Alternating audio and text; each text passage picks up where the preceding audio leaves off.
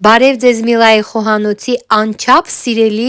եւ հավատարիմ հետևորդներ։ Այսօր ձեզ ցույց կտամ ինչպես պատրաստել հավը ջեռոցում, որ այն ստացվի ահա այսպիսին՝ համեղ, հյութեղ, գեղեցիկ ու ներկայանալի։ Շատ լավ բաղադրատոմս է, անպայման գրանցեք, որ պատրաստեք։ Սիրելի հետևորդներ, վերցրել եմ հավի, ահա այսպիսի ամբողջական կտորներ,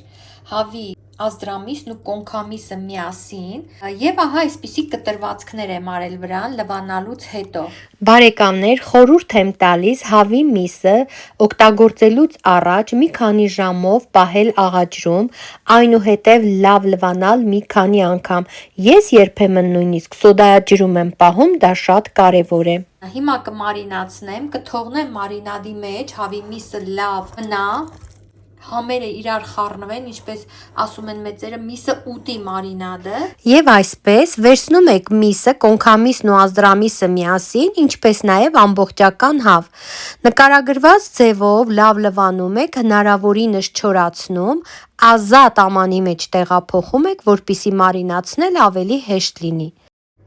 Վրան շեղակի կտրվածքներ անելուց հետո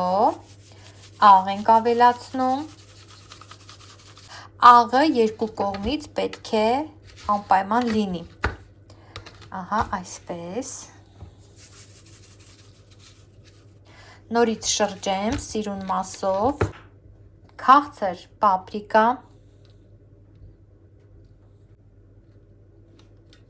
Խառնելու ենք երկու կողմից, շատ չէ, սա քաղցր տեսակն է։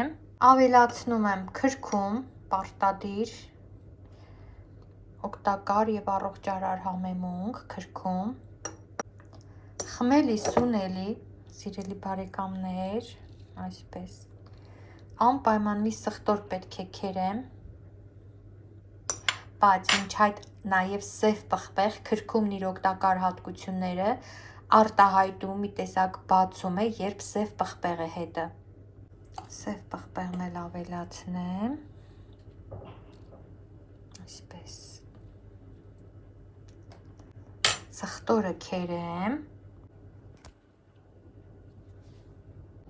ահա սխտորն էլ է քերված եւ սիրելի բարեկամներ ավելացնում եմ մածու։ Հագնելու եմ ձեռնոցը ու մի լավ տրորեմ, այսպես։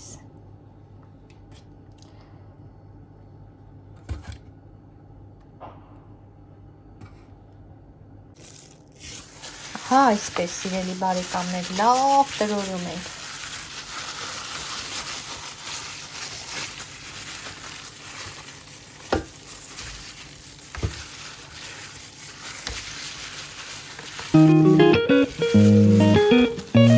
Ամբողջը պետք է տրորել, որ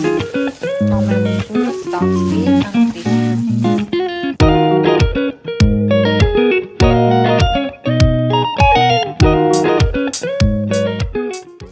Հիմա միսը տեղափոխում ենք մի ամանի մեջ, որով էլ տեղափոխում ենք սառնարան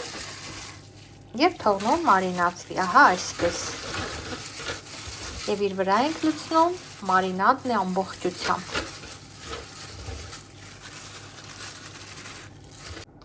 Միսը պատրաստ է սիրելիներ, տնեմ սառնարան,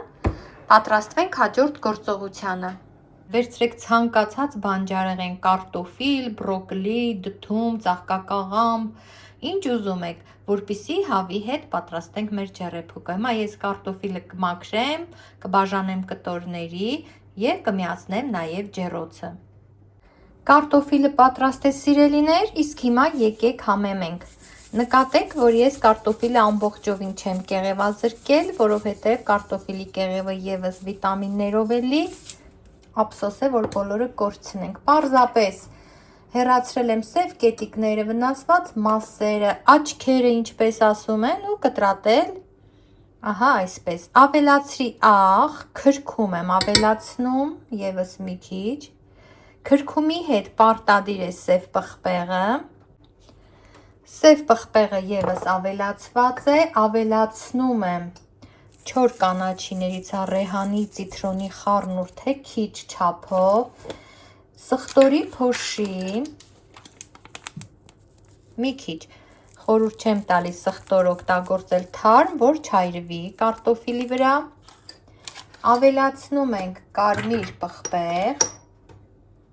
քաղցր տարբերակն է, ահա այսպես, օրեգանո, պարտադիր բաղադրիչ։ Հավի եւ մսի համար ես բերել էի Կիպրոսից ու ոնց եմ ափսոսում, որ ես քիչ եմ բերել այս համեմունքներից։ Իհարկե պահպանման ժամկետը եւս պիտի հաշվի առնել, բայց արտակարգ համեմունքներ էին, որը ես գլխին կա ու բերեցի։ Ես հասկացել եմ մի բան, օտար երկիր գնալիս պետք է բերել այն բաներից, որոնցից այստեղ դժվար է ճարել։ Քո երկրում, եթե դժվարանում ես գտնել,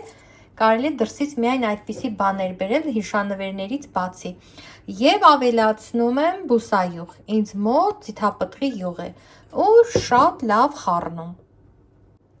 Ահա այսպես, խառնում ենք այնպես, որ համեմունքները տարածվեն բոլոր կարտոֆիլի վրա, կարտոֆիլի բոլոր կտորների վրա։ Ինչպես ասացի, ջեռոցը արդեն նախապես տաքացնում ենք։ Հիմա կբերեմ նաև մարինացված միսը սառնարանից ու ցույց կտամ ինչպես կարմրացնել ջեռոցում, ինչպես տեղավորել, որպեսզի միսը լավ եփվի, լինի հյութեղ եփված, կարտոֆիլն էլ կարմրի ու հավուր պատշաճի լինի մեր ջեռեփուկը։ Սիրելիներ, թիթեղի վրա ես յուղաթուղթ եմ փռում, ահա այսպես, եւ տեղավորում կարտոֆիլը։ Կարող եք, ինչպես ասացի, ցանկացած բանջարեղեն հենց այսպես տեղավորել կարտոֆիլի հետ, առանձին, ինչպես ձեր սիրտը ցանկանում է։ Եկեք դասավորեմ առանց ձեզ, արդյունքը ձեզ ցույց տամ։ Ահա, կարտոֆիլը շարեցի թիթեղի մեջ, վրան եմ տեղափոխում, ահա, այս ցանցը, ինչպես հասկացաք, ցանցի վրա էլ միսը։ Միսը հիանալի մարինացվել է, հիմա տեղափոխենք ցանցի վրա։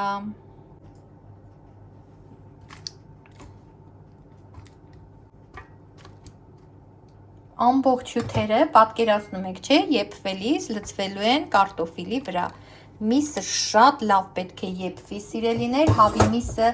անպայման լավ պետք է եփվի։ Բոլոր մսերը պիտի եփվեն, բայց առավել եւս թռչնամիսը պիտի շատ լավ եփվի։ Իսկ թե ինչու կասեմ հետո։ Եվ ուղևորում ենք ջեռոց։ Ջեռոցը տաքացրել եմ մաքսիմալով, ինձ մոտ 220 աստիճան է, բայց հիմա կիչեցնեմ 180 աստիճան, մոտ 25-30 րոպե, միսը կեփեմ այդ ջերմաստիճանով, այնուհետև, երբ հասկանամ եփվել է մինչև ոսկորը, կբարձրացնեմ դարձյալ 220 աստիճանի, որպեսզի արդեն կարմրի։ Գնացինք։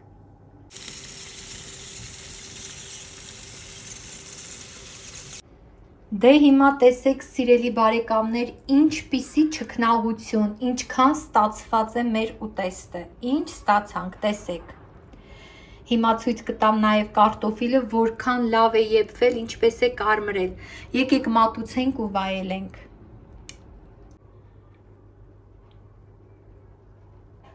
Կարտոֆիլը, սա էլ հավի ազդրամիսն ու կոնքամիսը։ Ես այսպես պատրաստում եմ նաև խոզի միսը, հղումները կդնեմ տեսանյութի տակ, անպայման անցեք հղումներով և տեսեք, թե ինչպիսի համեղ ջեռեփուկներ կարելի է պատրաստել սովորական հասարակ բաղադրիչներով, բայց ճիշտ համադրությամբ ու ուտելիքը պատրաստելու մոտեցմամբ։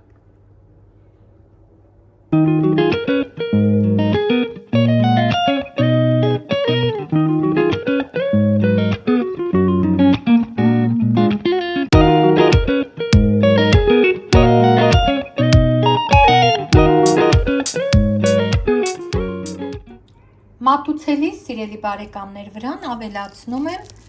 բարակ կտրատված, ահա այսպիսի սոխ։ Սոխին կարելի ավելացնել նաև կանաչի։